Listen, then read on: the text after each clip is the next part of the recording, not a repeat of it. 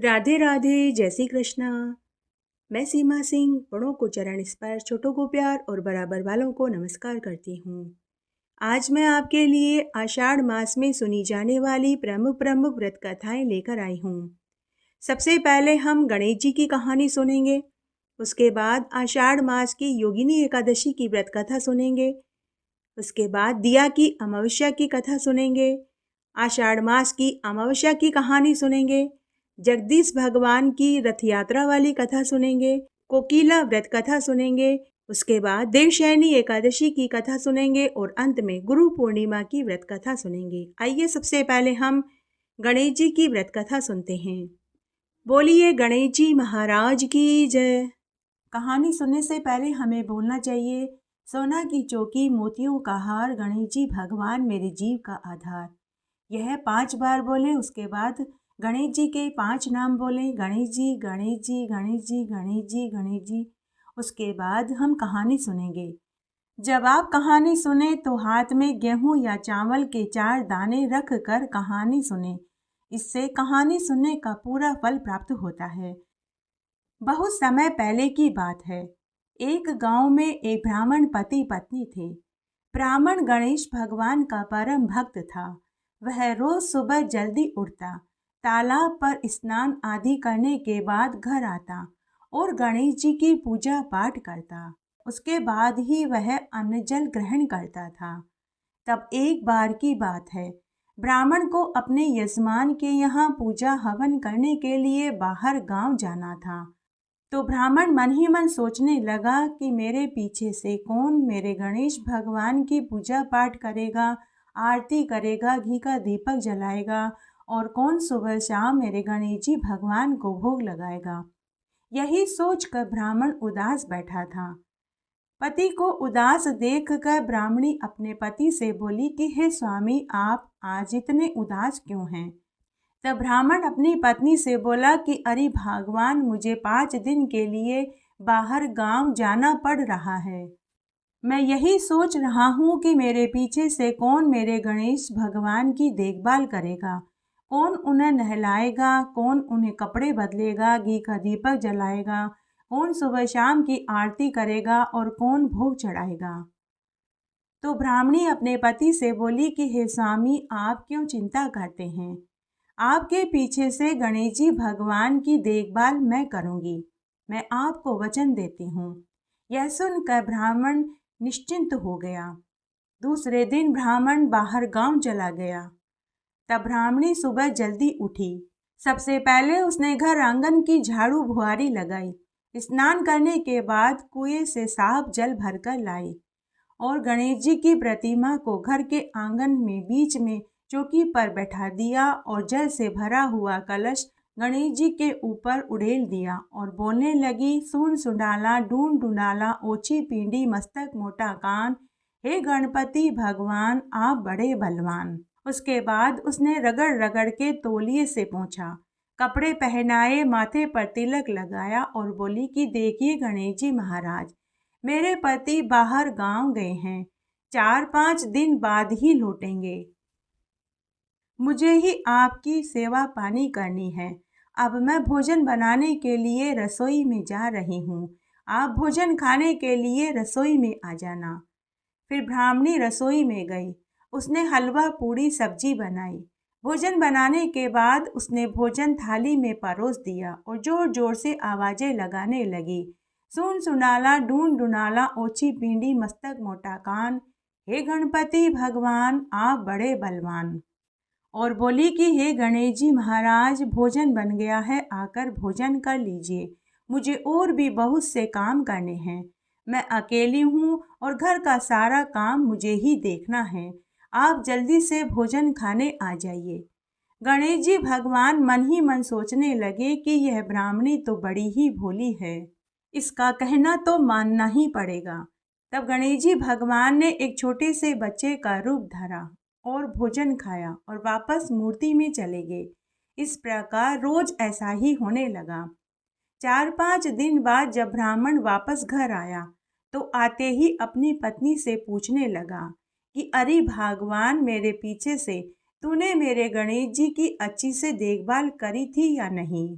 तब ब्राह्मणी बोली कि अजी आप चिंता मत करो, रोज थाली भर कर रोटी सब्जी बनाती थी। खुद गणेश जी भगवान आते थे और पूरी थाली का भोजन खाकर पानी पीकर वापस मूर्ति में चले जाते थे। ब्राह्मण को ब्राह्मणी की बात पर यकीन नहीं हुआ। ब्राह्मण ने कहा कि अरे बावली हुई है, गणेश भगवान तो भाव के भूखे होते हैं। मैंने बालकपन से गणेश जी की पूजा पाठ करी है। गणेश भगवान ने मुझे आज तक कभी दर्शन नहीं दिए, तुझे कहाँ से देंगे?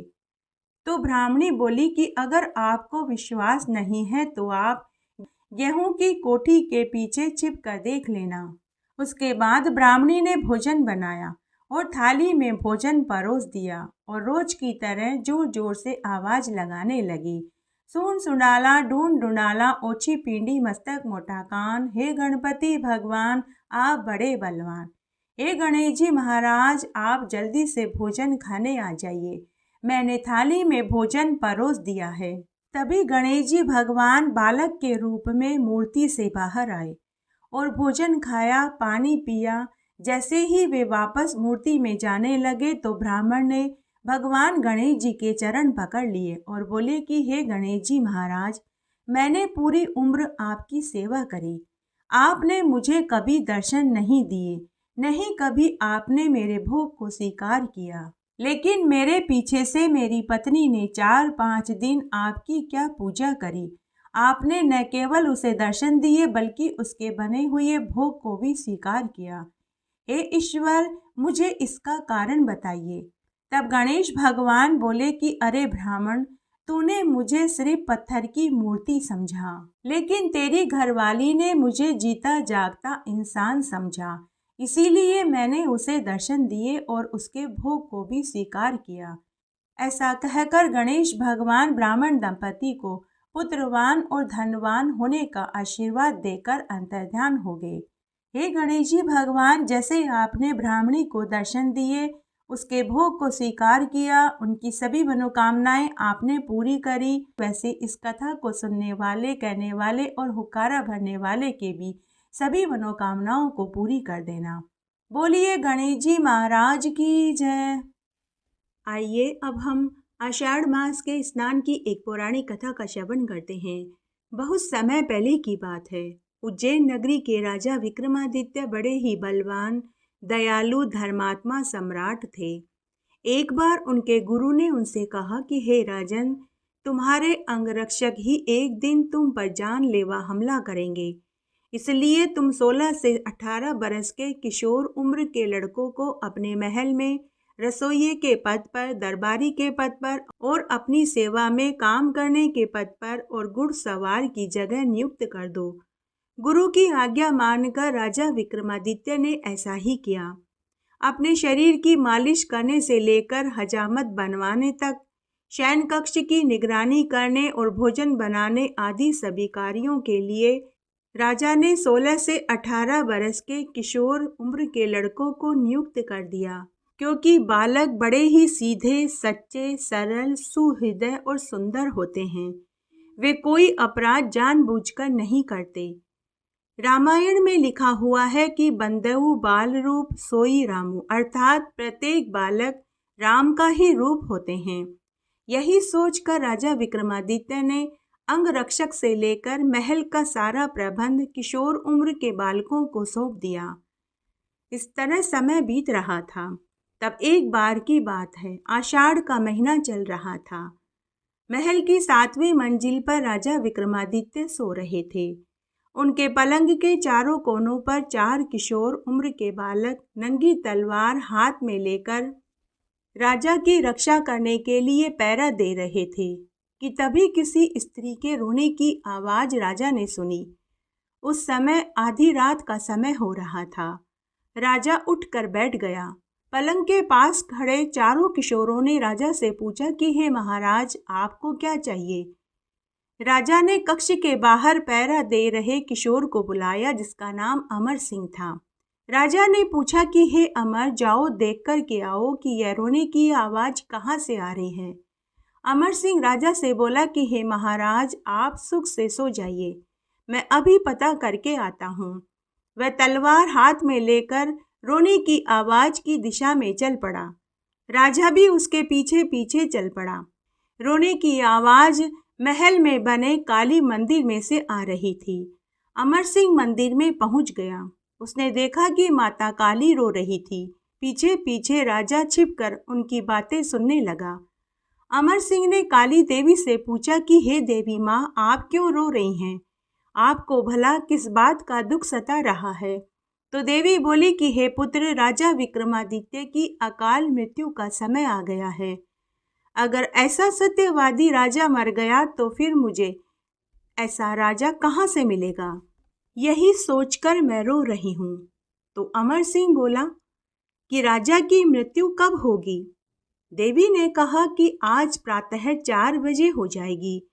तब अमर सिंह बोला कि हे देवी, आप इतना सब कुछ जानती हैं, तो आप यह भी जानती होंगी कि इस मृत्यु को कैसे टाला जा सकता है। अगर कोई उपाय हो तो बताइए, मैं राजा को अवश्य बचा लूंगा। तो देवी बोली कि अगर कोई कुंवारा लड़का अपनी बलि देकर मेरे चरणों में अपना कटा सिर रख दे तो राजा बच सकता है। तो अमर सिंह बोला कि हे देवी, 4 तो बचने वाले हैं। इतने कम समय में मैं किसी कुंवारे किशोर को कहाँ से ढूंढ कर लाऊंगा? मैं खुद भी कुंवारा हूँ और किशोर हूँ। यदि मेरे जैसे 100 किशोर के मरने से हमारे सम्राट की जीवन रक्षा हो सकती है, तो इससे बड़ी बात और कोई नहीं हो सकती। इतना कहकर अमर सिंह ने म्यान में से तलवार निकाली और अपनी गर्दन काटकर देवी के चरणों में रख दी।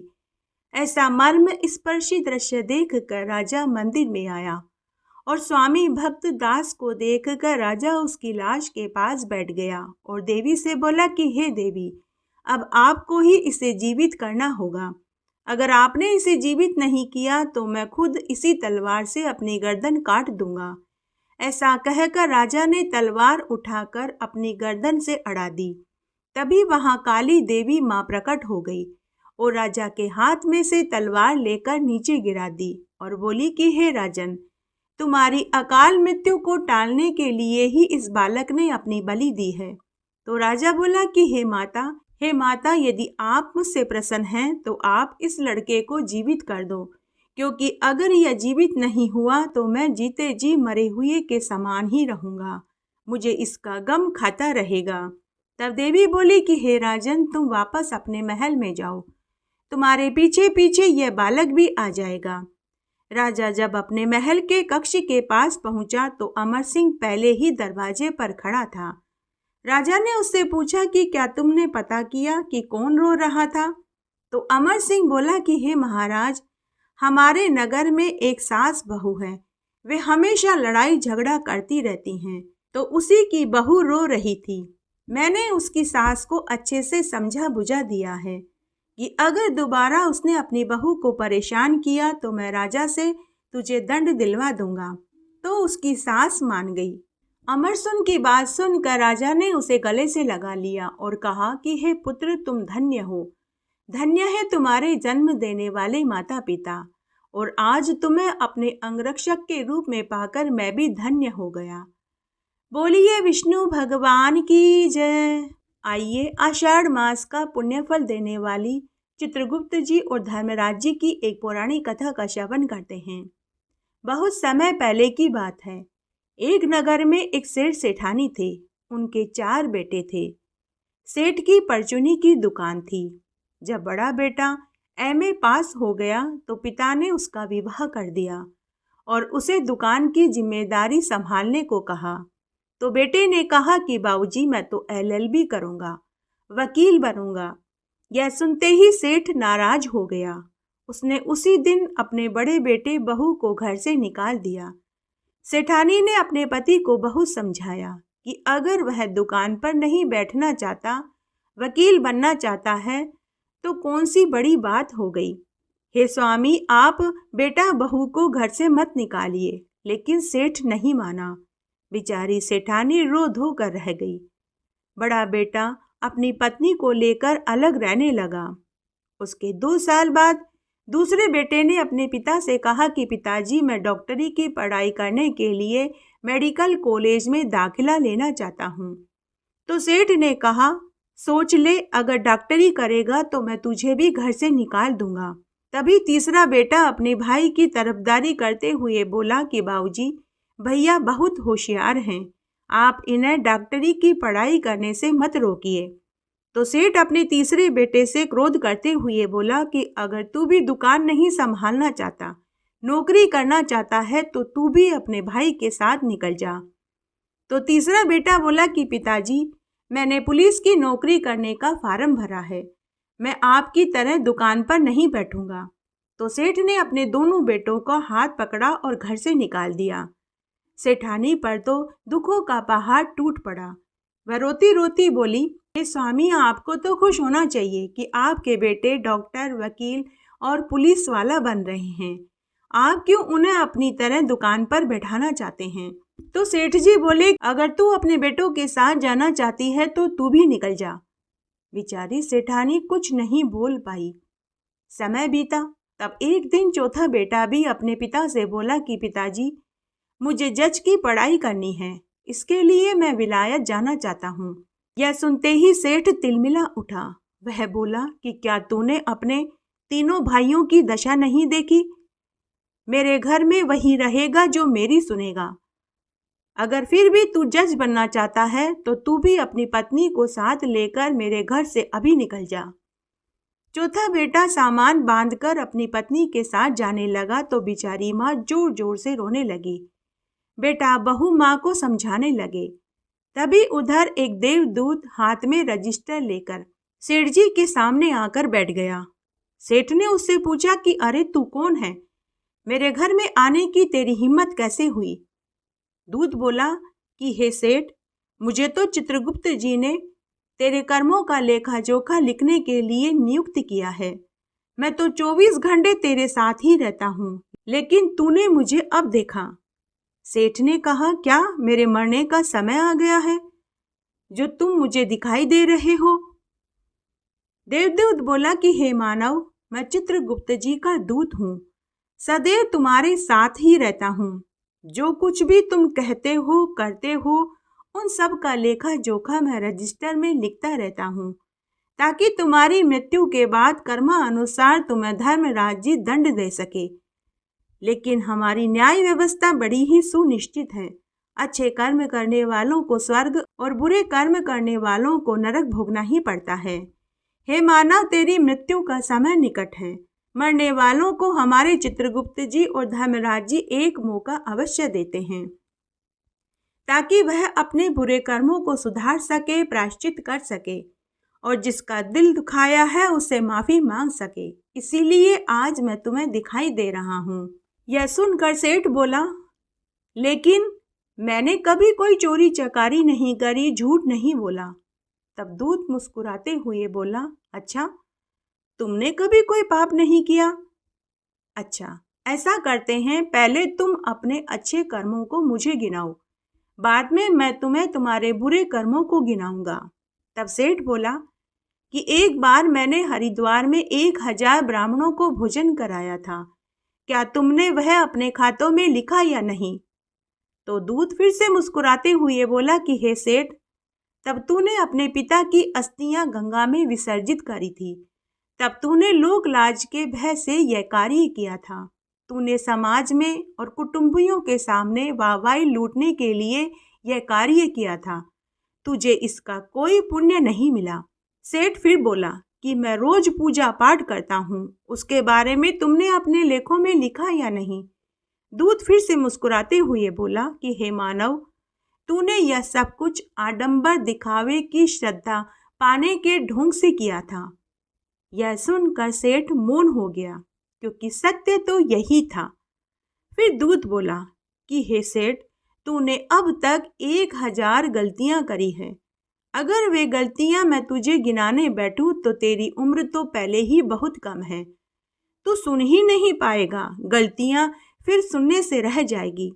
लेकिन तेरी कुछ गलतियां हैं जो मैं तुझे अभी बताता हूँ। तूने अपने सभी बेटों पर अपना हुक्म चलाना चाहा। तो सेठ बोला कि क्या पिता का कहना टालना बच्चों को शोभा देता है? तो दूत बोला कि हे सेठ, अगर पिता गलत है तो टालने में कोई हर्ज नहीं, तेरे 4 लड़के हैं और चारों के स्वभाव भी अलग अलग है। उनमें से कोई डॉक्टर बनना चाहता है, कोई वकील, कोई पुलिस वाला, तो कोई जज बनना चाहता है। तुम उनके साथ अन्याय क्यों कर रहे हो? इस जगह तुम गलत हो। कि तभी रोती रोती सेठानी वहां आई और बोली कि हे स्वामी, हमारे तीनों बेटे घर छोड़कर चले गए। आज हमारा चौथा बेटा भी अपनी पत्नी को साथ लेकर घर से जा रहा है। मैंने सुना है आप हमारे चौथे बेटा बहू को भी घर से निकाल रहे हो। तो सेठ अपनी पत्नी से बोला कि वो मेरा हुक्म नहीं मान रहा। तुम्हारा चौथा बेटा जज बनना चाहता है।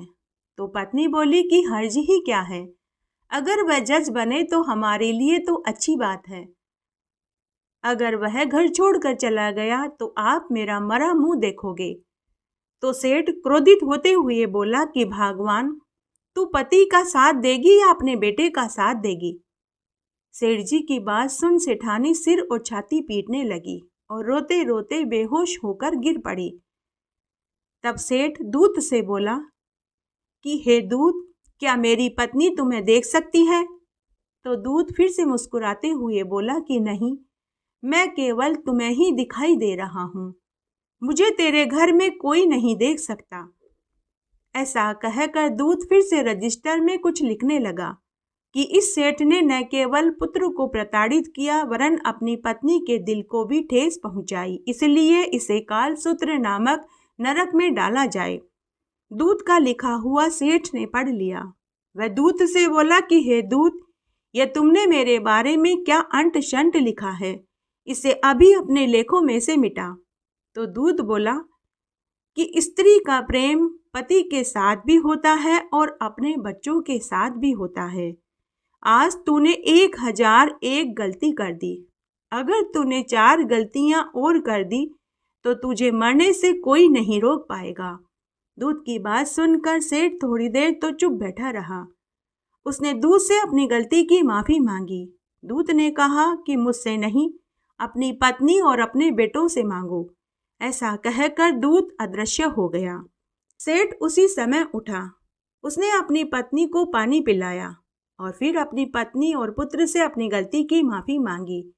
सेठ ने अपने चौथे पुत्र से कहा कि बेटा, तुम जो कुछ भी बनना चाहते हो बनो, मुझे कोई ऐतराज नहीं, परंतु तुम और तुम्हारी पत्नी इस घर को छोड़कर मत जाओ।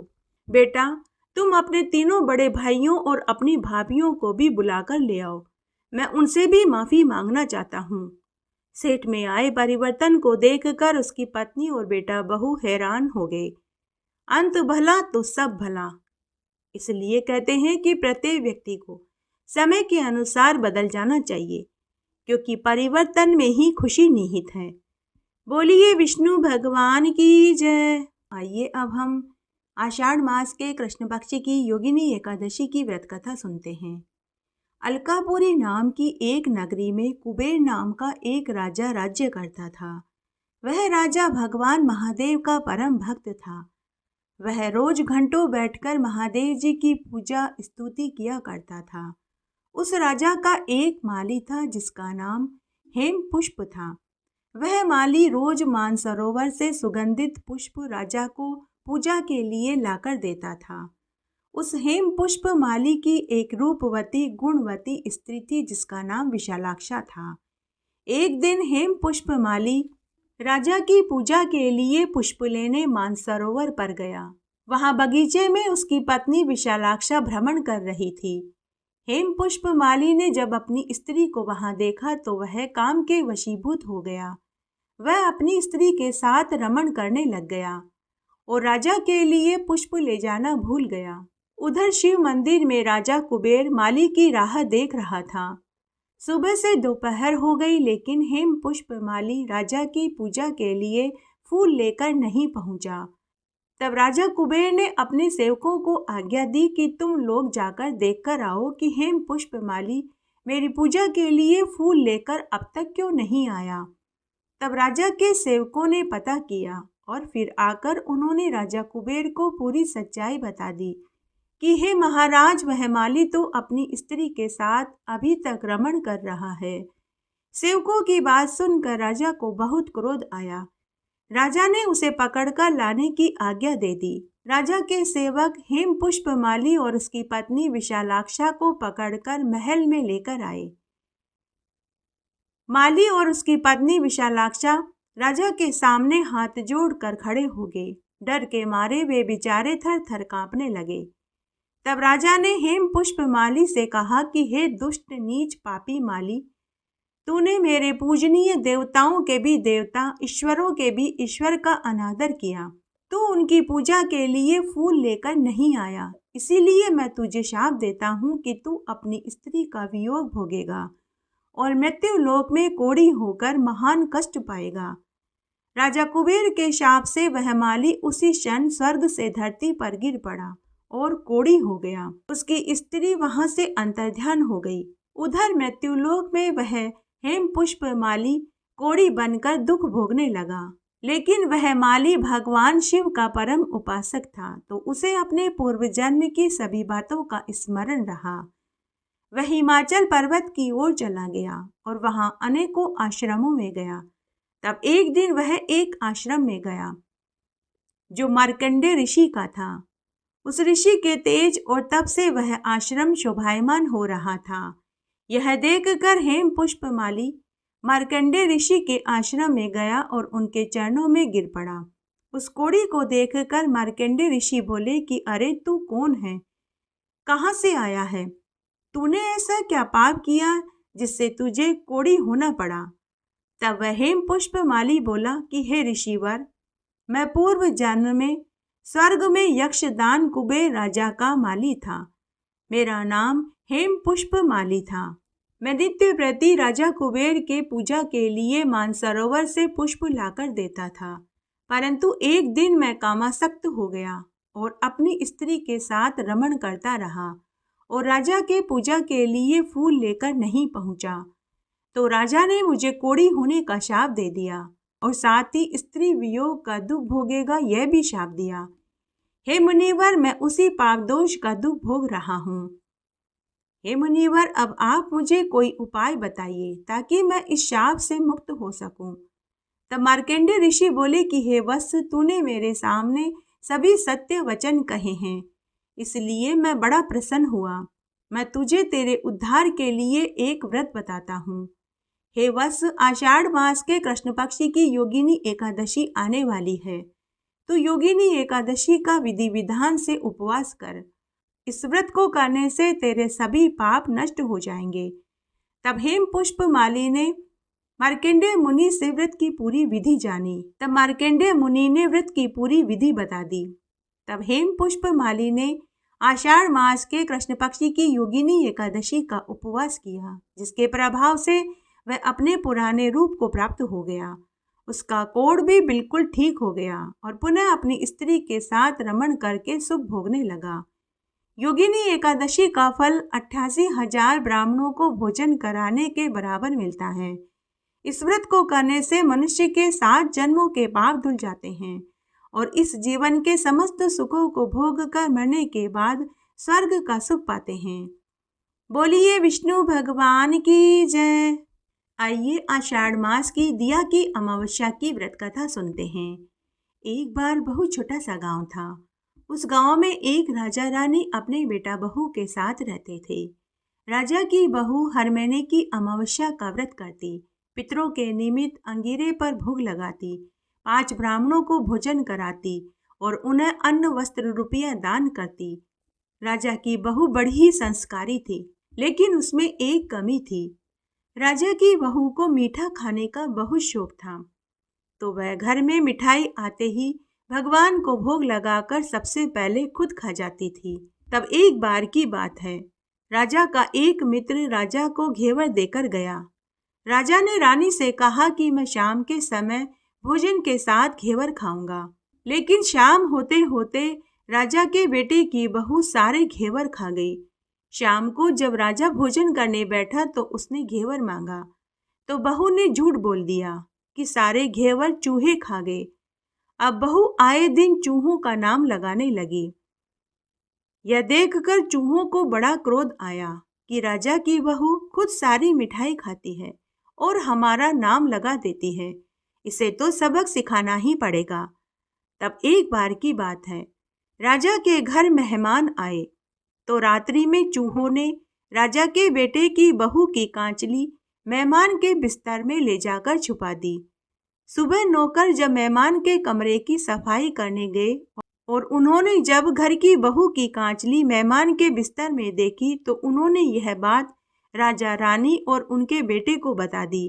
तो बेटे ने अपनी पत्नी को महल से निकाल दिया। बेचारी बहू निरपराध थी, उसे बिना अपराध का ही दंड मिला था। राजा के बेटे की बहू रोज सुबह शाम दिया जलाती थी और दिए के मीठे का भोग लगाकर चढ़ाती थी और हर अमावस्या का व्रत और पूजन करती थी। 5 ब्राह्मणों को भोजन कराती थी और उन्हें खूब दान पुण्य करती थी।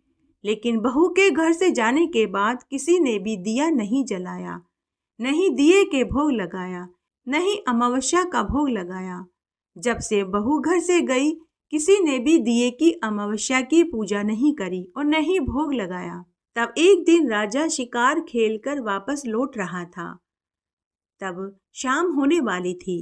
राजा बहुत थका हुआ था, तो राजा एक झाड़ के पेड़ के नीचे थोड़ी देर के लिए विश्राम करने के लिए बैठ गया। तभी राजा ने देखा कि नगर के सारे दिए अदृश्य रूप लेकर झाड़ पर बैठे हैं और आपस में बातें कर रहे हैं कि किसने क्या खाया। उनमें से एक दिया बोला कि मेरा जैसा इस बार कोई नहीं होगा। मुझे प्रत्येक साल राजा के बेटे की बहू पूजा करती थी और जिमाती थी, पर अभी तो वह महल में नहीं है। अन्य दियों ने पूछा कि क्यों वो महल में क्यों नहीं है। तो महल के दिए ने कहा वह बेचारी तो झूठ बोलने की सजा भुगत रही है। अन्य दियों ने पूछा कि राजा के बेटे की बहू ने क्या झूठ बोला। तो महल के दिए ने कहा कि उस बेचारी को मीठा खाने का बहुत शौक था। घर में जब भी मिठाई आती तो वह सारी मिठाई खा जाती थी और चूहों का नाम लगा देती थी। तब चूहों को यह बर्दाश्त नहीं हुआ। चूहों ने आपस में एक फैसला किया कि राजा के बेटे की बहू को चटका दिखाना ही चाहिए। सारी मिठाई यह खुद खा जाती है और हमारा नाम लगा देती है। तब एक बार महल में मेहमान आए। तब चूहों ने राजा के बेटे की बहू की कांचली ले जाकर मेहमान के बिस्तर में छुपा दी। दूसरे दिन नौकरों ने देख लिया। नौकरों ने यह बात राजा रानी और उनके बेटे को बता दी। उन्होंने समझा कि हमारी बहू बदचलन है, तो उन्होंने उसे महल से निकाल दिया। वह बेचारी तो झूठ बोलने की सजा भुगत रही है। राजा के बेटे की बहू रोज सुबह शाम दिए की पूजा करती थी और प्रत्येक अमावस्या को पितरों के निमित्त भोग बनाती और भोग चढ़ाती थी और मेरे भी भोग लगाती थी। वो जहाँ भी रहे सुखी रहे। दियों की बात सुनकर राजा को बड़ा आश्चर्य हुआ। राजा समझ गया कि मेरी बहू निर्दोष है। राजा उसी समय महल में आया और दियों की सारी बात अपनी पत्नी और अपने बेटे को बताई और अपने बेटे से कहा कि जाओ इसी समय मेरी बहू को विदा करा कर के वापस लेकर आओ। राजा का बेटा उसी समय अपने ससुराल में गया और अपनी बहू को विदा करा कर के ले आया। जब बहू वापस महल में आई तो राजा रानी ने और उनके बेटे ने उससे माफी मांगी। राजा रानी ने अपनी बहू से कहा कि बहू, जब भी तुम्हें मीठा खाना हो तो तुम हमें बोल दिया करो, लेकिन मीठा खाने के बाद इल्जाम चूहों पर कभी मत लगाना। तुम्हें जितना मीठा खाना हो तुम उतना मीठा खाओ, तुम्हें कोई रोक टोक नहीं है। बोलिए दिए की अमावस्या की जय। आषाढ़ मास की अमावस्या की कहानी। एक बार बहुत छोटा सा गांव था। उस गांव में एक राजा अपनी 2 रानियों के साथ रहता था। राजा की एक बहुत दूर के रिश्ते की भुआ भी उन्हीं के साथ रहती थी। राजा अपनी भुआ की सभी बातें मानता था, चाहे वह गलत हो या सही। राजा अपनी बड़ी रानी को बहुत पसंद करता था, जबकि छोटी रानी को राजा पसंद नहीं करता था, क्योंकि छोटी रानी बड़े ही धर्म कर्म करती रहती थी। आए दिन उसका कोई न कोई व्रत उपवास होता था। उस दिन वह पूरा समय पूजा पाठ में बिताती थी। छोटी रानी हर महीने की अमावस्या का व्रत करती थी, बड़ पीपल के पेड़ की पूजा करती थी।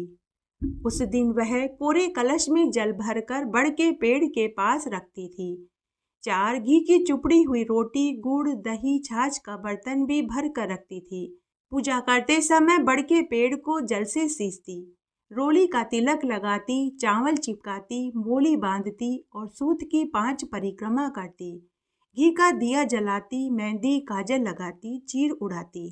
तब एक दिन राजा की बड़ी रानी और राजा की मुंह बोली भुआ ने राजा के कान भर दिए कि आपकी छोटी रानी कई कई घंटों तक महल से बाहर रहती है, पेड़ पौधों की पूजा करती है, न जाने क्या टोने टोटके करती है।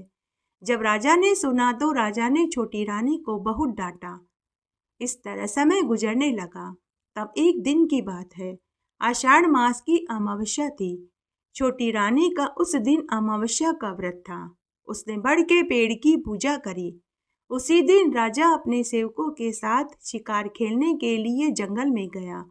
तब राजा शिकार ढूंढते ढूंढते बहुत आगे निकल गया। तब राजा और सेवक रास्ता भटक गए।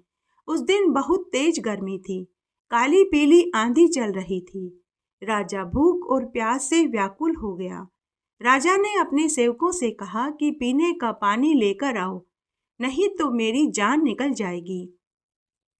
तब सेवक बोले कि महाराज, ये तो बंजर टीले हैं, आसपास कहीं पानी का स्रोत नहीं। तब एक सेवक पेड़ पर चढ़कर देखने लगा और बोला कि महाराज, कुछ दूरी पर चिड़ी कबूतर उड़ रहे हैं, गायें चर रही है, हमें वहां चलना चाहिए, वहां जरूर पीने का पानी मिलेगा। तब राजा अपने सेवकों को साथ लेकर उस स्थान पर गया। तब उन्होंने देखा वहां एक बड़ का घना वृक्ष था। उस पेड़ के ऊपर एक मटके में पीने का पानी भरा था, साथ ही घी की चुपड़ी हुई रोटियां, दूध, दही, छाछ और गुड़ भी रखा था। राजा ने सबसे पहले पानी पीकर पानी की प्यास बुझाई, फिर भोजन खाया और छाछ पिया। उसके बाद अपने सभी सेवकों को भी पानी पीने और भोजन करने को कहा। सबने पानी पी लिया, भोजन खा लिया, लेकिन फिर भी पानी के मटके में पानी खत्म नहीं हुआ और न ही भोजन खत्म हुआ। तब राजा ने अपने सभी घोड़ों और ऊँटों को भी पानी पिलाया, लेकिन फिर भी मटके का पानी खाली नहीं हुआ। तब राजा ने बड़ देवता को प्रणाम किया और कहा कि हे बड़ देवता, आपको प्रणाम है। साथ ही उस सुहागिन महिला को भी प्रणाम है जिसने आकर यहाँ पानी का कलश भर कर रखा और भोजन रखा। थोड़ी देर राजा वहीं सुस्ताने के लिए लेट गए। थोड़ी देर बाद जब शाम हो गई तो राजा महल में आ गए। आते ही राजा ने जंगल वाली पूरी बात घर में सबको बताई और कहा कि अगर आज वहां हमें पीने का पानी नहीं मिलता तो मेरे प्राण पखेरु उड़ सकते थे। तभी छोटी रानी की दासी राजा से बोली कि महाराज, छोटा मुंह बड़ी बात, मैं आपसे कुछ कहना चाहती हूँ। राजा ने कहा, बोलो दासी, तुम्हें क्या कहना है। तब छोटी रानी की दासी बोली कि महाराज, आपकी छोटी रानी हर महीने की अमावस्या का व्रत करती है, वो ही बड़ के पेड़ की पूजा करती है, वो ही कोरे कलश में पानी भर कर रख कर आती है और वो ही घी की चुपड़ी हुई रोटियां, गुड़, दही, वो ही छाछ का बर्तन भी रख कर आती है। तभी बड़ी रानी व राजा की मुंह बोली भुआ छोटी रानी की बुराइयां करने लगी। अब राजा को सद्बुद्धि प्राप्त हो चुकी थी।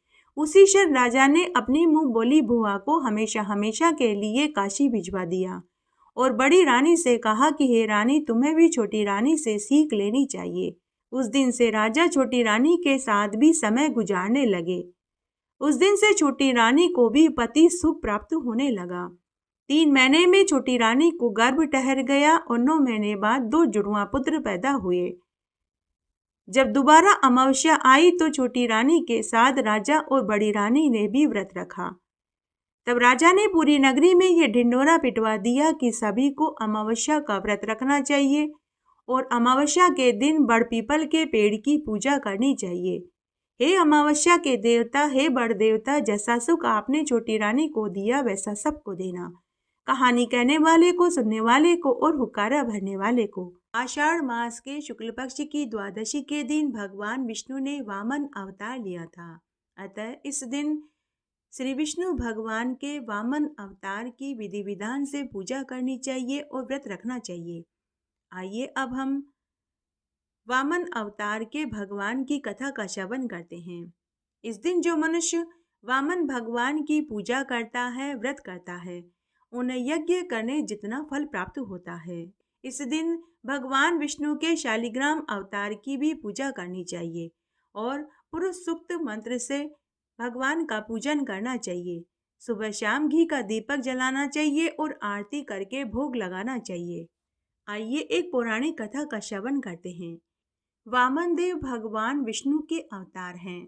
असुरों के राजा बलि ने देवताओं को युद्ध में पराजित कर दिया था और स्वर्ग अपने कब्जे में ले लिया था। बलि की वजह से सभी देवता बहुत दुखी थे। सभी दुखी देवता अपनी माता अदिति के पास पहुंचे और अपनी समस्या बताई।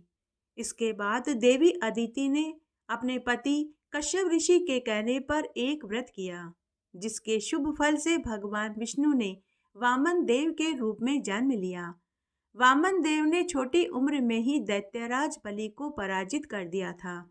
बलि अहंकारी था, उसे लगता था कि वह सबसे बड़ा दानी है। विष्णु भगवान वामन देव के रूप में उसके पास पहुंचे और दान में 3 पग धरती मांगी।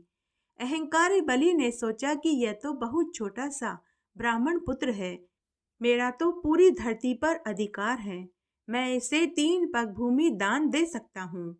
बलि वामन देव को 3 पग भूमि दान में देने का संकल्प कर रहे थे। उसी समय शुक्राचार्य जी ने पहचान लिया कि यह ब्राह्मण पुत्र कोई और नहीं, स्वयं विष्णु भगवान हैं। शुक्राचार्य जी जान गए कि वामन के रूप में स्वयं विष्णु भगवान हैं।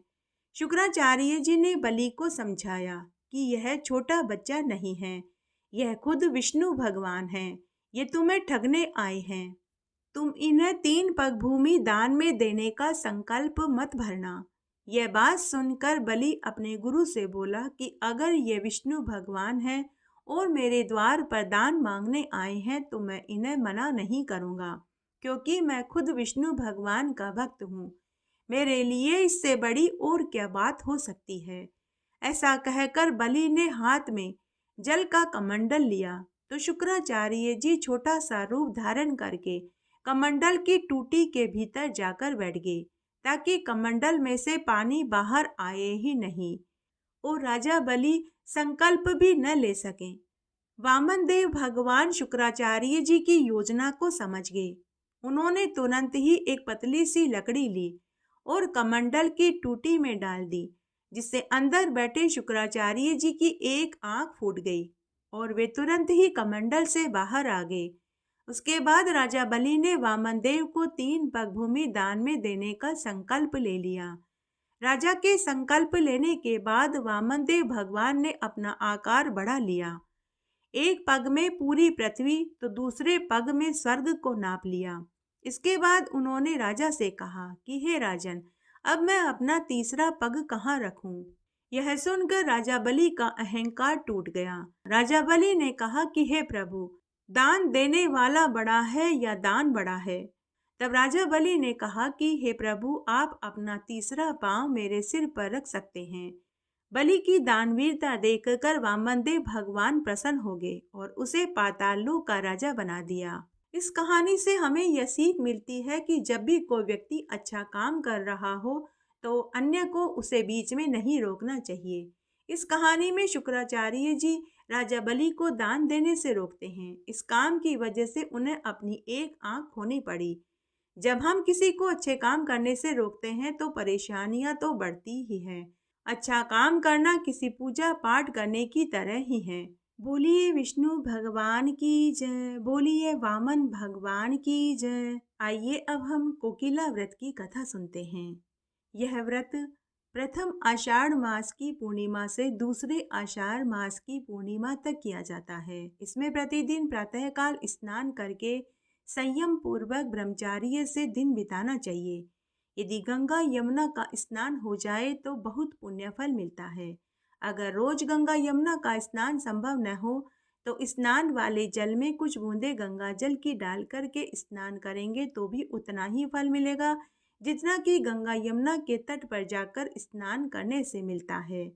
इस व्रत में भोजन एक बार करते हैं, धरती पर सोते हैं, ब्रह्मचार्य का पालन करते हैं, झूठ चोरी पर निंदा से बचते हैं। इस व्रत को करने से महिलाओं का सुहाग अखंड रहता है। निसंतानों को संतान सुख की प्राप्ति होती है। आइए पौराणिक कथा का श्रवण करें। प्राचीन काल में दक्ष राजा ने महायज्ञ का आयोजन किया और सभी देवी देवताओं को निमंत्रण भेजा, लेकिन अपने ही जमाई भगवान महादेव को निमंत्रण नहीं दिया।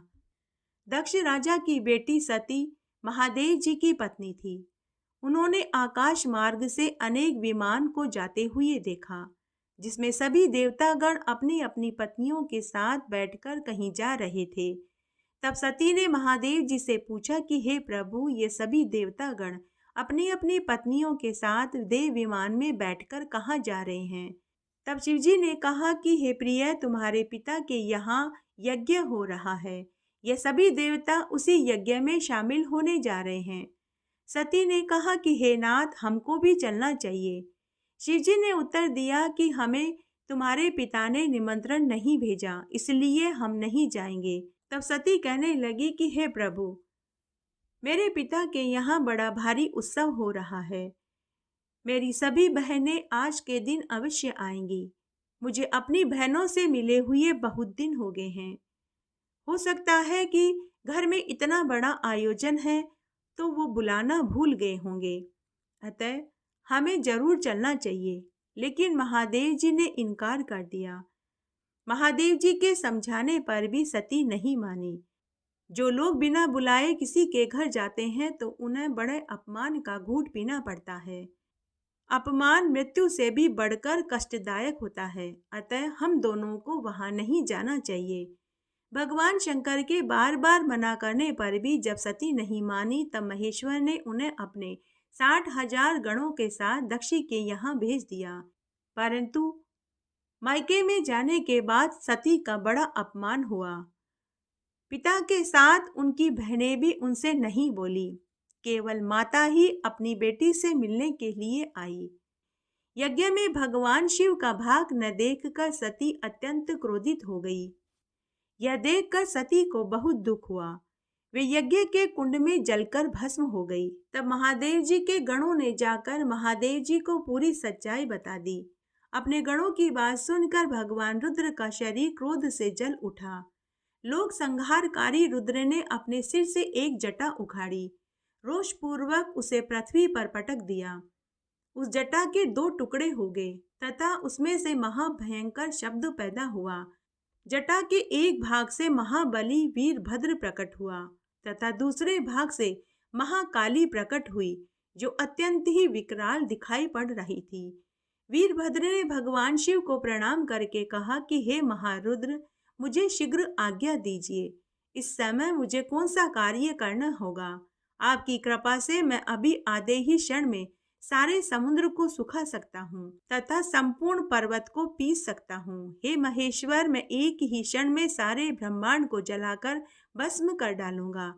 हे प्रभु, मेरे अंदर जो शक्ति है वह आपकी कृपा से ही मुझे प्राप्त हुई है, अतः आप अपने अभिष्ट कार्य के लिए मुझे शीघ्र आदेश दीजिए। भगवान शंकर की आज्ञा पाकर वीरभद्र समस्त शिवगणों के साथ दक्ष यज्ञ में पहुंचा। वहां उपस्थित देवगणों को अपने तीखे बाणों की चोट से घायल करने लगा। बाणों की चोट खाकर समस्त देवता इधर उधर 10 दिशाओं में भागने लगे। तब वीरभद्र शिवगणों के साथ यज्ञशाला में गए। उनका रौद्र रूप देखकर समस्त ऋषि अत्यंत भयभीत हो गए। उन्होंने मुनि तथा देवताओं के अंग भंग कर दिए। वीरभद्र ने भृंगु को उठाकर पटक डाला, उसकी ढाडी नोच डाली, पूषा के दांत उखाड़ दिए, क्योंकि जब दक्ष महादेव जी को गालियां दे रहे थे उस समय पूषा दांत दिखाकर हंस रहा था।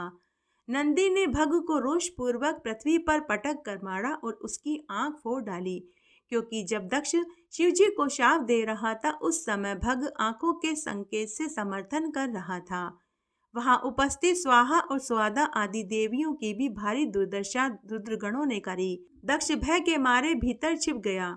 वीरभद्र ने उनको बलपूर्वक बाहर घसीटा और उसके मस्तक पर उन्होंने तलवार का प्रहार किया। पहले तो योग बल के प्रभाव से दक्ष का मस्तक नहीं कटा, किंतु वीरभद्र ने शिवद्रोही दक्ष का सिर मरोड़कर तोड़ डाला और यज्ञ कुंड के प्रज्वलित अग्नि में उसे झोंक डाला। इस प्रकार यज्ञ को नष्ट भ्रष्ट करके वीरभद्र शिवगणों के साथ कैलाश पर लौट आए। दक्ष यज्ञ में रुद्रगणों द्वारा पराजित किए जाने से सभी दुखी मुनि देवता ब्रह्मा जी के पास गए। ब्रह्मा जी भी अपने पुत्र दक्ष का सिर यज्ञ कुंड में भस्म हो जाने के कारण पुत्र शोक में व्याकुल हो रहे थे। तब सभी देवताओं और मुनियों को साथ लेकर ब्रह्मा जी विष्णु भगवान के पास गए। ब्रह्मा जी ने भगवान विष्णु से कहा कि हे प्रभु, भगवान रुद्र के आदेश से शिवगणों ने देवताओं के अंग भंग कर डाले हैं। दक्ष का सिर यज्ञ कुंड में भस्म करके उसके यज्ञ को नष्ट भ्रष्ट कर दिया। जिस प्रकार से ये यज्ञ पूर्ण हो, दक्ष तथा उनके ऋत्विज जीवित हो सके, ऐसा कोई उपाय हो तो कीजिए। तब भगवान विष्णु बोले कि विधाता समस्त देवता मुनि और भगवान शिव के अपराधी हैं, क्योंकि इन लोगों ने उन्हें यज्ञ का भाग नहीं दिया। अब तुम लोग शुद्ध हृदय से शीघ्र प्रसन्न होने वाले भगवान महेश्वर को प्रसन्न करने का प्रयास करो। वे क्षण मात्र में कुपित होते हैं और क्षण मात्र में ही उनका क्रोध शांत भी हो जाता है। इस समय वे भगवान महादेव अपनी प्राण प्यारी सती के वियोग से दुखी हैं। दुरात्मा दुष्ट ने अपने दुर्वचन रूपी बाणों से उनके हृदय को पहले ही चोट पहुंचा दी है। तुम लोग शीघ्र ही जाकर उनसे अपने अपराधों की क्षमा मांगो। भगवान शंकर आशुतोष हैं, वे अपने लोगों द्वारा अपने प्रति किए गए अपराध का ख्याल न करके उन्हें क्षमा कर देते हैं। मैं भी तुम लोगों के साथ भगवान शिव को मनाने के लिए कैलाश पर चलता हूँ। उसके बाद भगवान हरि सबको साथ लेकर भगवान शिव के पवित्र धाम कैलाश पर गए। उस समय भगवान शिव वटवृक्ष के नीचे बैठे हुए थे। भगवान शिव का श्री विग्रह परम शांत दिखाई दे रहा था। भस्म आदि से उनके अंगों की शोभा हो रही थी। इस दिव्य रूप में महेश्वर का दर्शन करके विष्णु सहित सभी देवताओं ने हाथ जोड़कर उन्हें प्रणाम किया और उनसे प्रार्थना करने लगे। हे महेश्वर, आप संपूर्ण सृष्टि के आदि कारण हैं। आपके भय से वायु चलती है, सूर्य तपता है और मृत्यु संहार करती है। हे परमेश्वर, हम लोग अत्यंत दुखी एवं दीन होकर आपकी शरण में आए हैं। अब आप ही हमारी रक्षा कर सकते हैं। आप शीघ्र कृपा करके दक्ष के अपूर्ण यज्ञ को पूर्ण करें और उसे जीवन दान देवें। भग की आंखें, पूषा के दांत, भृंगु की ढाडी तथा अन्य देवताओं के अंग पूर्ववत आप ही ठीक कर सकते हैं। हे नाथ, यज्ञ कर्म पूर्ण होने पर जो कुछ शेष रहे वह संपूर्ण भाग आपका ही रहेगा। ऐसा कहते हुए देवता मुनिगण महेश्वर के चरणों में दंडवत प्रणाम करने लगे। देवताओं की स्तुति सुनकर भगवान महादेव प्रसन्न होकर बोले कि दक्ष यज्ञ का विनाश मेरे द्वारा नहीं हुआ। दक्ष स्वयं दूसरों से द्वेष करता था। दूसरों के प्रति किया गया बर्ताव ही अपने लिए फलित होता है। अतः ऐसा कर्म कभी नहीं करना चाहिए जो दूसरों को कष्ट पहुंचाए। दक्ष का विनाश उसके अहंकार का परिणाम है। दूसरों के प्रति किया गया उसका द्वेष ही उसके संहार का कारण बना है। मैं बालक समझकर उसके अपराध को क्षमा कर सकता हूँ। भगवान शिव ने ऐसा कहकर देवताओं और मुनियों के अंगों को ठीक कर दिया। दक्ष के सिर पर बकरे का सिर जोड़ दिया और उसे जीवन दान दे दिया। दक्ष यज्ञ को संपन्न करवा दिया। इस प्रकार भगवान शिव का कोप भी करुणा का कारण बन गया। दक्ष को तथा अन्य देवताओं को तो महादेव जी ने माफ कर दिया, परंतु उन्होंने सती को शाप दिया कि वो उनकी आज्ञा न मानने के कारण 10,000 बरस तक कोकिला बनकर वन वन में घूमती रहेगी। इस प्रकार सती 10,000 बरस तक कोकिला बनी रही और फिर पार्वती जी के रूप में उत्पन्न हुई और ऋषियों के आज्ञा अनुसार आषाढ़ मास के दूसरे मास भर व्रत रखकर शिवजी का पूजन किया। इससे प्रसन्न हुए शिवजी ने पार्वती के साथ विवाह कर लिया। इसीलिए इस व्रत का नाम कोकिला व्रत पड़ा। यह व्रत कुंवारी कन्याओं के लिए श्रेष्ठ पति प्राप्त करने का उत्तम उपाय है। इस व्रत को अगर सुहागिन महिलाएं करती है तो उन्हें अखंड सौभाग्य की प्राप्ति होती है। अगर निसंतान महिलाएं करती हैं तो उन्हें पुत्र सुख का वरदान मिलता है। आइए अब हम जगन्नाथ भगवान की एक पौराणिक कथा का श्रवण करते हैं। आषाढ़ मास के शुक्ल पक्ष की द्वितीया को रथ यात्रा का पर्व मनाया जाता है। इसके संबंध में अनेक पौराणिक पवित्र कथाएं प्रचलित है। एक कथा के अनुसार राजा इंद्रधुम्न अपने परिवार के साथ नीलांचन सागर के पास रहते थे। तब एक बार समुद्र में उन्हें एक विशाल लकड़ी तैरती हुई दिखाई दी। राजा ने अपने सेवकों को आदेश दिया कि उस लकड़ी को समुद्र से बाहर निकालो। उस लकड़ी की सुंदरता देखकर राजा के हृदय में एक विचार आया कि इस लकड़ी से जगदीश भगवान की मूर्ति बनानी चाहिए। तभी वहां देवताओं के बढ़ई विश्वकर्मा जी प्रकट हो गए, जो एक बूढ़े बढ़ई के वेश में आए थे। भगवान जगदीश की मूर्ति बनाने के लिए खुद विश्वकर्मा बढ़ई का रूप धारण करके आए थे। तब राजा ने बढ़ई से मूर्ति बनाने को कहा। विश्वकर्मा, जो बूढ़े बढ़ई के वेश में थे, उन्होंने राजा के सामने शर्त रखी कि जब तक मैं मूर्ति बनाऊं उस कक्ष में कोई भी न आवे। तब राजा ने उस शर्त को स्वीकार कर लिया। राजा व उनके परिवार वालों को मालूम नहीं था कि वह बढ़ई खुद देवता विश्वकर्मा थे। मूर्ति निर्माण में कई दिन कई महीने निकल गए। तब एक दिन रानी को शक हुआ कि इतने दिन से वह बढ़ई कक्ष में मूर्ति बना रहा है, बिना अन्न जल के कहीं वह मर तो नहीं गया। अपने मन की शंका को रानी ने राजा से कहा। राजा को भी शक हुआ। तब राजा ने सेवकों से कहकर कक्ष का दरवाजा खुलवा दिया। तभी वह बूढ़ा बढ़ई वहां से अंतर्ध्यान हो गया। लेकिन कक्ष में अर्ध निर्मित 3 मूर्तियां पड़ी थी। श्री जगन्नाथ भगवान, देवी सुभद्रा तथा बलराम भगवान की मूर्तियां रखी थी। यह देखकर राजा रानी को बहुत दुख हुआ। वे मन ही मन पछताने लगे कि उन्होंने शर्त वाली बात को क्यों नहीं माना। तभी वहां आकाशवाणी हुई कि हे राजन, तुम शोक मत करो, हम इसी रूप में रहना चाहते थे। तुम हमें वस्त्र, गहने और पुष्पों से सजाकर पवित्र करके मंदिर में स्थापित करवा दो। तब से आज भी वे अर्धनिर्मित मूर्तियां जगन्नाथपुरी में विराजमान हैं, जिनकी सभी पूजा करते हैं। इन्हीं मूर्तियों की रथ यात्रा निकाली जाती है। माता सुभद्रा के द्वारिका भ्रमण की इच्छा को पूर्ण करने के उद्देश्य से श्री कृष्ण और बलराम ने रथों में बैठकर पूरी करवाई थी। मान्यता है कि रथ यात्रा में हिस्सा लेकर रथ खींचने वाले श्रद्धालु को मरने के बाद सीधे मोक्ष की प्राप्ति होती है। आइए देवशयनी एकादशी की पौराणिक कथा का श्रवण करते हैं। प्राचीन समय की बात है। रुक्मागत नाम का एक राजा था। वह भगवान विष्णु का परम भक्त था। वह राजा बड़ा ही दानवीर, सत्यवक्ता और जितेंद्रिय था। उसने अपने महल में एक बहुत सुंदर फूलों का बगीचा लगवा रखा था, जिसमें बहुत सुंदर सुंदर सुगंधित कई तरह के पुष्प उगते थे। राजा के महल में उस उद्यान को देखने नगर की प्रजा आती थी और फूलों को तोड़ कर ले जाती थी। तब एक दिन ऐसा भी आया कि वह बगीचा उजाड़ और वीरान हो गया। उसमें एक भी फूल नहीं रहा। बगीचे की ऐसी दुर्दशा देखकर राजा को बहुत दुख हुआ। राजा ने बगीचे की देखरेख के लिए अनेक चौकीदार बैठा दिए तथा दूर दराज से माली बुलवाए ताकि बगीचे में फिर से तरह तरह के फूलों को उगाए।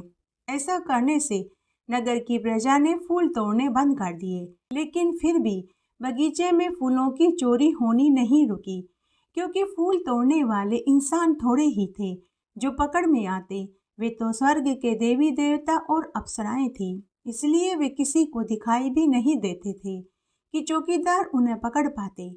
तब राजा ने इस समस्या के निवारण का उपाय अपने राजपुरोहित जी से पूछा। राजपुरोहित ने राजा को सलाह दी कि हे महाराज, पूरे बगीचे में भगवान विष्णु का चरणामृत तथा श्री हरि के विग्रह से उतरी फूलों की माला में से फूल बखेर दिए जाएं, तो हो सकता है कि फूलों की चोरी करने वाला पकड़ा जाए। तब ऐसा ही किया गया। तब उस रात्रि को रोज की तरह स्वर्ग के देवी देवता व अप्सराएं बगीचे में भ्रमण करने आए। तब उनमें से एक अप्सरा का पांव भगवान के चरणामृत व फूलों के ऊपर जैसे ही पड़ा कि उस अप्सरा के सारे पुण्य क्षीण हो गए। उसकी वापस स्वर्ग में जाने की शक्तियां खत्म हो गई। अन्य सभी देवी देवता अप्सरा को देखते रहे, लेकिन वे मजबूर थे। वे भी उसे स्वर्ग में नहीं ले जा पाए। उनके पास भी कोई उपाय नहीं था। वे उसे असहाय हालत में छोड़कर सुबह होने से पहले ही स्वर्गलोक में चले गए। बेचारी वह अप्सरा पुण्य खत्म हो जाने से उड़ान नहीं भर पाई। वह मनी मन सोचने लगी कि मृत्यु लोक में भूख, पीड़ा, जरा, व्याधि आदि दुखों से मेरा क्या होगा। वह दुखी होकर रोने लगी। इतने में ही सुबह हो गई। बगीचे के माली व चौकीदारों ने जब सफेद वस्त्रों में अलौकिक आभूषणों से सजी सवरी सुंदरी को देखा, जिसके तेज से 10 दिशाएं प्रकाशित हो रही थी, अद्वितीय सुंदरी को देखकर वे सभी आश्चर्यचकित हो गए। तब उनमें से एक चौकीदार भागा भागा महल में राजा के पास गया और उस सुंदरी के बारे में बताया।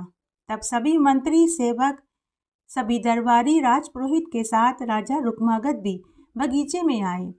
उन सब ने उस अप्सरा को देखा, जिसकी अलौकिक सुंदरता पूरे अंग से टपक रही थी, मानो वह कोई लक्ष्मी, दुर्गा, पार्वती, सरस्वती देवी ही हो। राजा ने देवी जानकर उसे प्रणाम किया। अप्सरा को रोते देख उनसे रोने का कारण पूछा कि हे देवी, तुम कौन हो, यहाँ कैसे आई और तुम रो क्यों रही हो।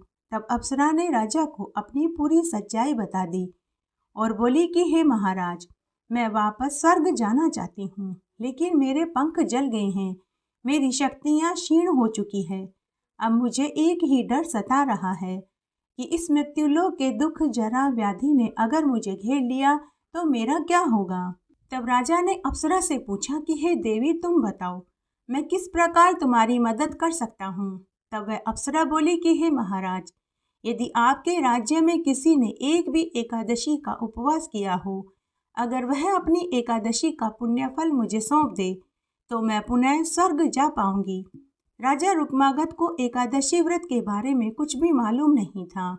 राजा ने अपने कुलगुरु से एकादशी व्रत के बारे में पूछा तो कुलगुरु ने कहा कि हे राजन, इस तरह के उपवास के बारे में तो मैं भी नहीं जानता।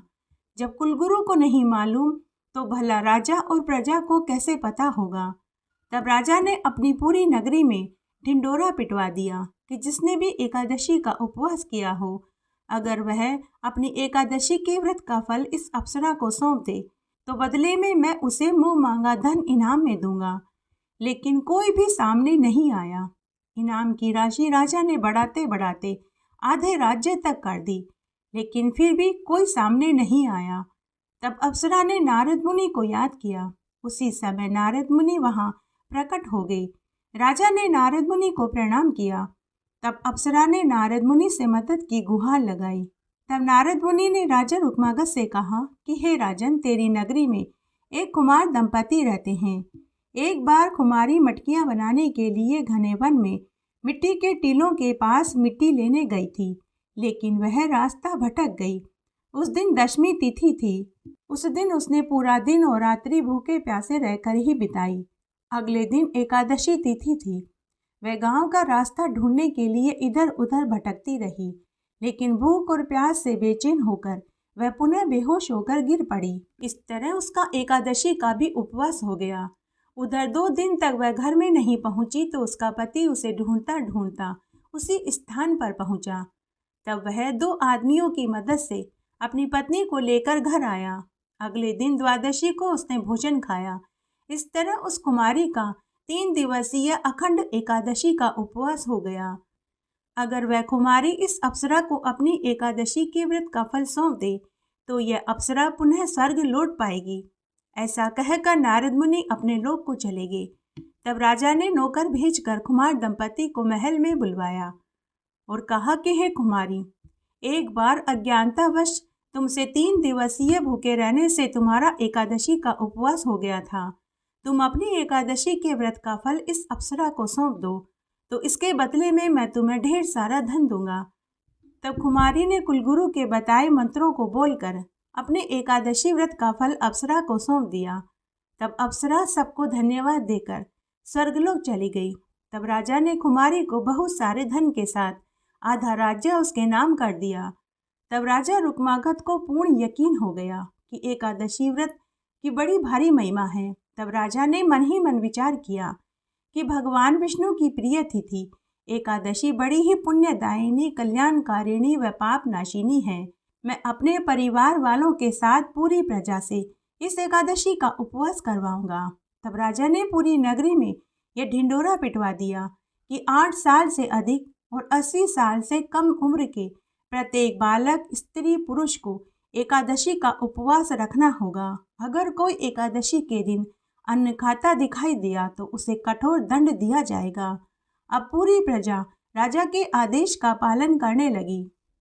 सभी एकादशी का उपवास करने लगे, जिससे राजा रुक्मागत की प्रजा के लोग मरने के बाद सीधे बैकुंठ लोक जाने लगे। कोई भी नरक जाता ही नहीं था। संपूर्ण नरक खाली हो गया। सूर्य पुत्र यमराज और चित्रगुप्त जी दोनों के पास कोई काम ही नहीं बचा। पूरी प्रजा बैकुंठ जा रही थी तो यमराज किसे दंड दे और चित्रगुप्त जी किनके कर्मों का लेखा जोखा लिखे। तब एक दिन दुखी होकर यमराज ब्रह्मलोक में ब्रह्मा जी के पास गए और उन्हें कहा कि हे पितामह ब्रह्मा जी, मृत्युलोक में एक राजा है जिसका नाम रुक्मागत है। वह अपनी पूरी प्रजा से एकादशी का उपवास व विष्णु भगवान की पूजा करवाता है, जिससे सभी प्राणी बैकुंठ धाम को जा रहे हैं। कोई भी नरक नहीं आ रहा। लंबे समय से मैं और चित्रगुप्त जी हाथ पर हाथ धरे बैठे हैं। हमारे पास कोई काम ही नहीं बचा। यमराज की बात सुनकर ब्रह्मा जी मंद मंद मुस्कुराने लगे और राजा रुक्मागत को मन ही मन नमन करने लगे। तब ब्रह्मा जी राजा रुक्मागत की अद्भुत महिमा को 10 दिशाओं में बढ़ाना चाहते थे। तब उन्होंने राजा रुक्मागत की परीक्षा लेनी चाहिए। उन्होंने अपने कमंडल में से जल छिड़क कर एक अत्यंत सुंदर नारी को प्रकट किया। वह नारी किसी अप्सरा से भी कम सुंदर नहीं लग रही थी। ब्रह्मा जी ने उसका नाम मोहिनी रखा। तब ब्रह्मा जी ने उस मोहिनी को राजा रुक्मागत की परीक्षा लेने के लिए धरती पर भेजा। वह सुंदरी राजा के बगीचे में जाकर वीणा बजाने लगी। उसी समय राजा रुक्मागत भ्रमण करने अपने बगीचे में पहुंचे। अपने उद्यान में सुंदर अप्सरा को देखा तो वे उसके रूप रंग पर मोहित हो गए और उससे विवाह का प्रस्ताव रखा। तब वह सुंदरी बोली कि हे महाराज, मैं एक शर्त पर आपसे विवाह करूंगी। आपको मेरी हर एक बात माननी पड़ेगी। अगर किसी दिन आपने मेरी बात नहीं मानी तो मैं आपको हमेशा हमेशा के लिए छोड़कर चली जाऊंगी। राजा रुक्मागत उसके रूप और यौवन पर पहले ही मंत्रमुग्ध हो चुके थे, तो उन्होंने उसकी सारी शर्तें मंजूर कर ली। तब राजा ने मोहिनी से गंधर्व रीति से विवाह कर लिया और उसे लेकर महल में आ गए और उसके साथ आनंद पूर्वक रहने लगे। राजा उसकी हर बात मानने लगे। इधर रुक्मागत का पुत्र धर्मागत धर्मानुसार राज्य का संचालन करके अपने राज्य का विस्तार करने लगा। अनेक पड़ोसी राजाओं से युद्ध करके उन्हें अपने राज्य में शामिल करके उनके बहुमूल्य रत्नों, हीरों, जवाहरातों व माणिक्य मोतियों से राजकोष को कई गुना बढ़ा लिया। तब राजा रुक्मागत ने अपने पुत्र को राज्य का उत्तराधिकारी बना दिया और एक सुंदर राजकुमारी से अपने पुत्र का विवाह कर दिया। इस तरह समय बीतने लगा। तब एक दिन ब्रह्मा जी ने मोहिनी को स्वप्न में दर्शन देकर कहा कि हे सुंदरी, समय आ गया है, तुम राजा की परीक्षा लो। दूसरे दिन एकादशी तिथि थी। राजा ने हमेशा की तरह हाथी पर ढोल रखवाकर पूरी नगरी में यह ढिंडोरा पिटवा दिया कि सभी को एकादशी का उपवास व भगवान विष्णु और माता लक्ष्मी का पूजन करना होगा, रात्रि जागरण करना होगा। अगर कोई पालन करता नहीं दिखा तो उसे कठोर दंड दिया जाएगा। उधर महल में मोहिनी ने रसोइये से मांस और चावल भोजन में बनाने को कहा। मोहिनी मांस और चावल थाल में परोसकर राजा रुक्मागत से बोली कि आइए महाराज, भोजन जीम लीजिए। तब राजा ने कहा कि हे रानी, आज तो मेरा एकादशी का उपवास है। आज के दिन मैं अन्न ही नहीं खाता तो मांस और चावल खाने का तो सवाल ही नहीं उठता। तब राजा अपनी रानी को एकादशी का महात्म्य बताने लगे कि हे रानी, शास्त्रों में एकादशी का बड़ा भारी महत्व है।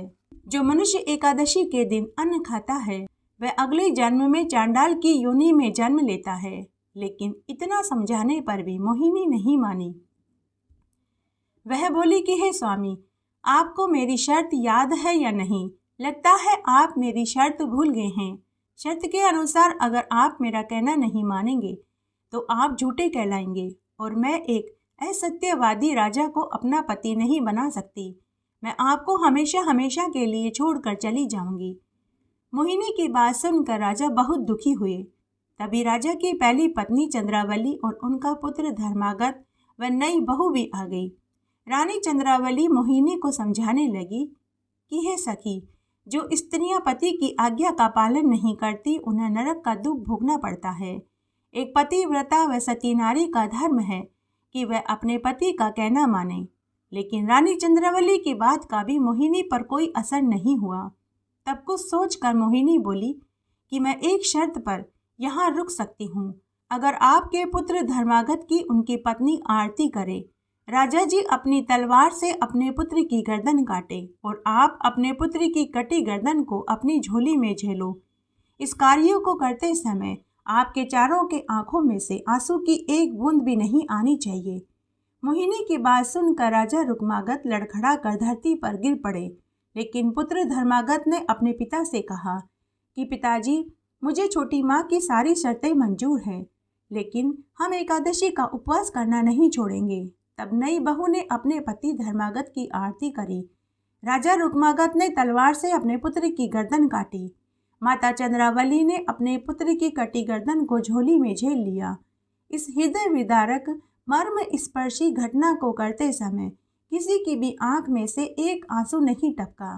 तभी वैकुंठ में बैठे भगवान विष्णु वहां प्रकट हो गए और राजा के हाथ में से तलवार लेकर उस मायावी मोहिनी की गर्दन काट दी और राजा से बोले कि हे राजन, सभी देवता तुम्हारी परीक्षा ले रहे थे, तुम उनकी परीक्षा में सफल हुए। तभी भगवान ने अपने कोमल हाथों से उनके मरे हुए पुत्र को छुआ तो वह जीवित हो गया। सभी भगवान के चरणों में हाथ जोड़कर बैठ गए। तब भगवान बोले कि हे राजन, तीनों लोकों में तथा 10 दिशाओं में तेरी कीर्ति, यश, वैभव बढ़ेगा। तू इस लोक के समस्त सुखों को भोग कर मरने के बाद अपने परिवार के साथ मेरे ही लोक को प्राप्त होगा। ऐसा आशीर्वाद देकर भगवान अंतर्ध्यान हो गए।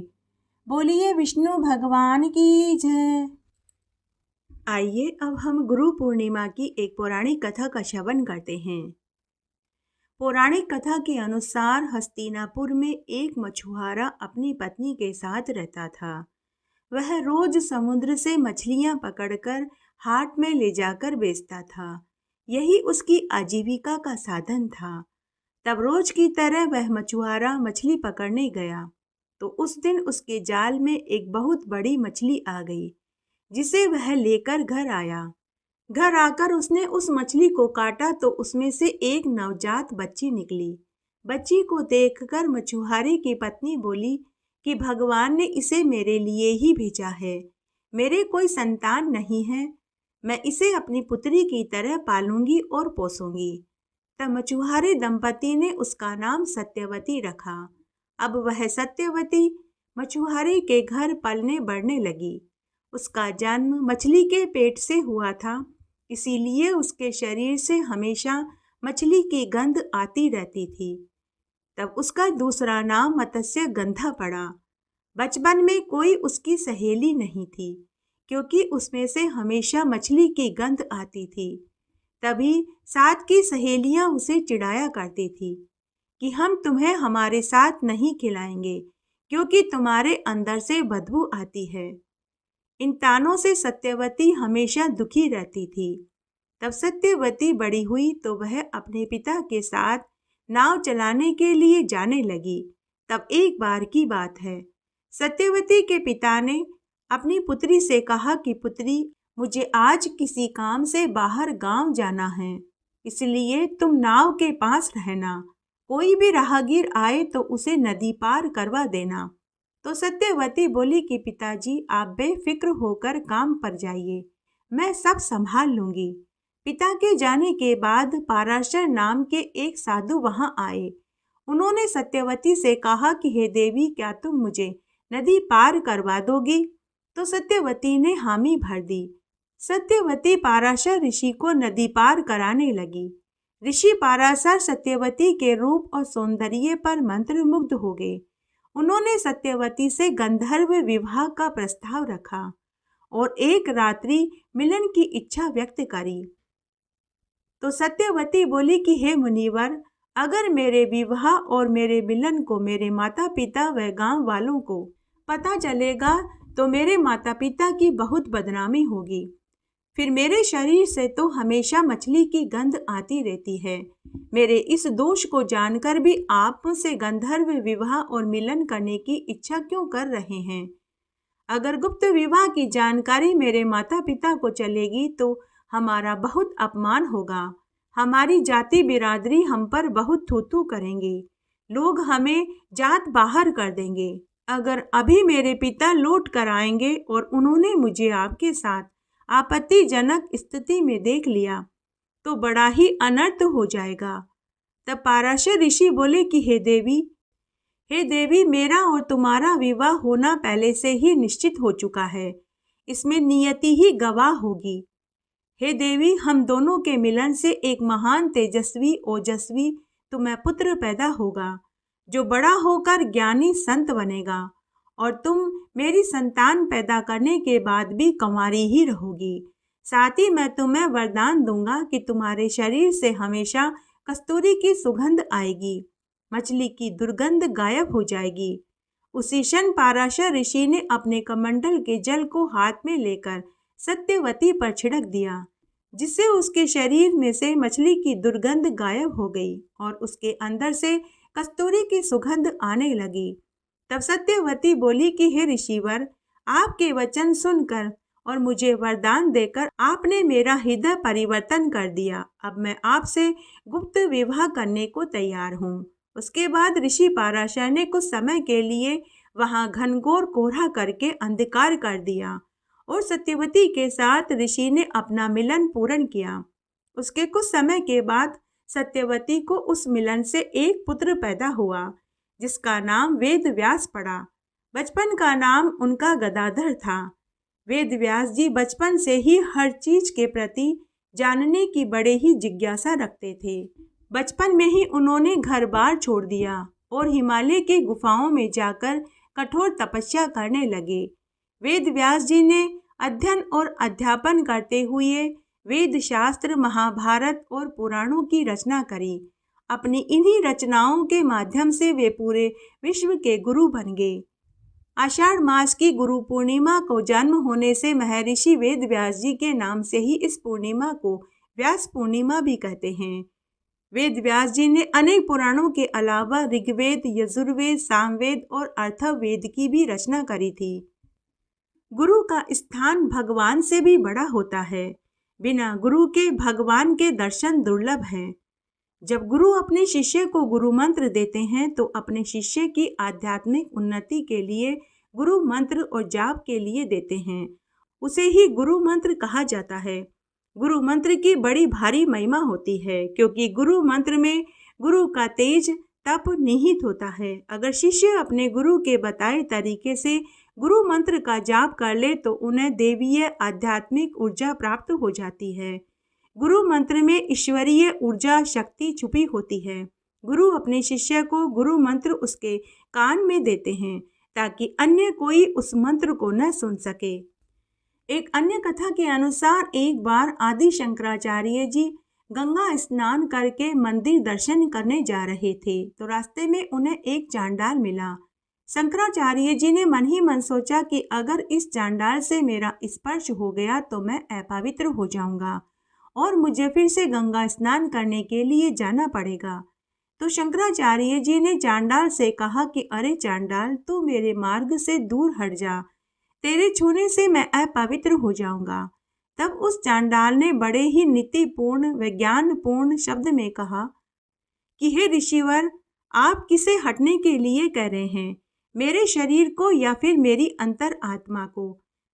आप मेरे छूने से किस प्रकार अपवित्र हो जाएंगे, क्योंकि आपका और मेरा दोनों का शरीर तो पंचतत्व अर्थात पृथ्वी, हवा, अग्नि से मिलकर बना है और आपके और मेरे शरीर में जो आत्मा है वह पर ब्रह्म परमात्मा का ही अंश है, जो कि संसार के प्रत्येक जीव में विद्यमान है।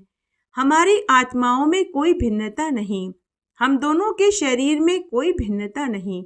जब हमारे दोनों के शरीर एक ही पंच तत्व से और आत्मा एक ही परब्रह्म तत्व से मिलकर बनी है तो फिर यह भेदभाव क्यों?